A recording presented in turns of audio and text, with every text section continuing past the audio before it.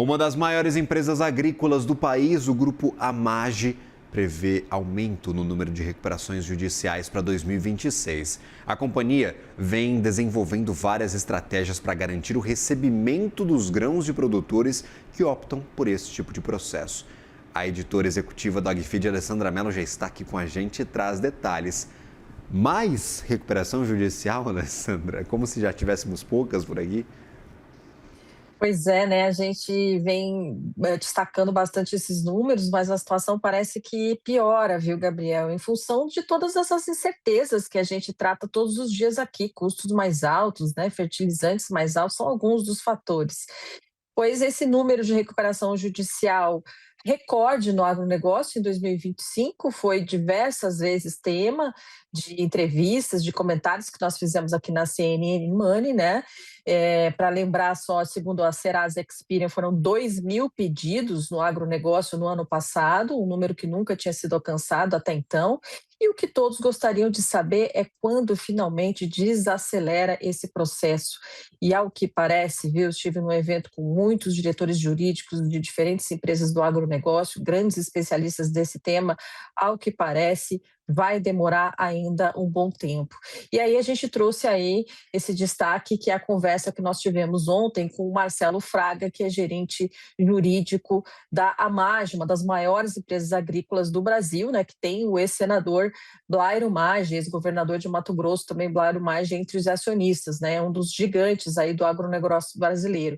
Ele disse que o grupo já sente que esse ano o número de RJs entre produtores rurais segue crescendo, foi o que ele nos disse. A gente não tem números de Serasa ainda relativos a 2026, né, só do ano passado, então ele já deu essa prévia aí.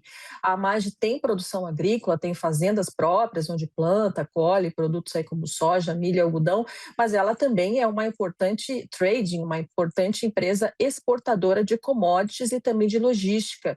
Por isso, quando os seus clientes, né, pedem essa RJ, essa recuperação judicial, e tentam não entregar os grãos que haviam sido vendidos antecipadamente, a situação fica preocupante para eles, para qualquer uma dessas grandes multinacionais aí que atuam no agronegócio brasileiro. O Marcelo Fraga nos explicou que antes era caro fazer o processo de RJ e só os grandes optavam por isso, mas ele nos contou que agora ficou mais em conta e que há escritórios de advocacia, abre aspas, vendendo RJ como se fosse produto aos agricultores.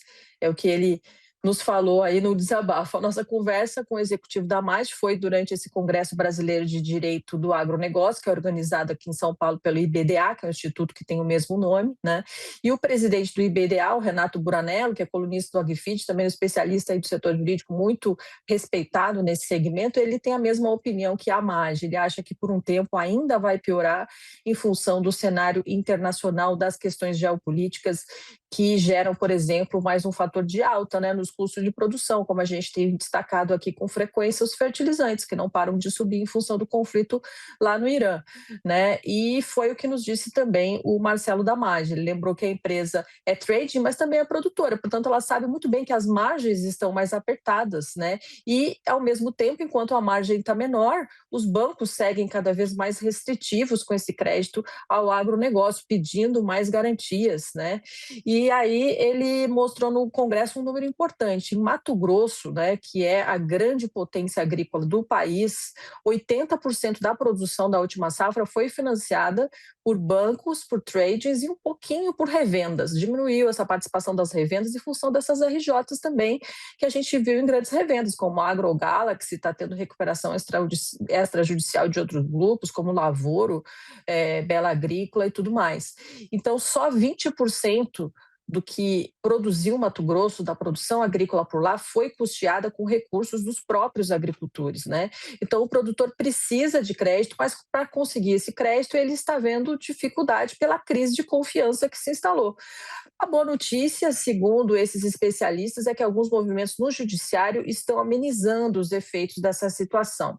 Na MAD, por exemplo, ele diz que está havendo uma espécie de fiscalização lá na colheita, né? E se há indícios que o produtor não vai entregar os grãos que já haviam sido vendidos antecipadamente por meio de uma CPR, a MAD vai em busca de uma tutela de emergência, né, para garantir o que se chama de arresto dos grãos, ou seja, né, se não paga a dívida, pelo menos os grãos fisicamente, o credor vai lá e toma para si e consegue vender aí no mercado e diminuir um pouquinho do seu prejuízo. Só que isso normalmente só é possível quando essa produção está atrelada ao título, a CPR, porque as mudanças recentes na legislação, ele elogiou, estão garantindo que essas CPRs não fiquem dentro da RJ, por isso dá para recuperar, sim, essa produção. Houve também uma medida do CNJ, o Conselho Nacional de Justiça, que está repassando orientações para os principais magistrados, para os juízes de todo o Brasil, para saber, para ter uma espécie de cartilha aí de como lidar com as RJs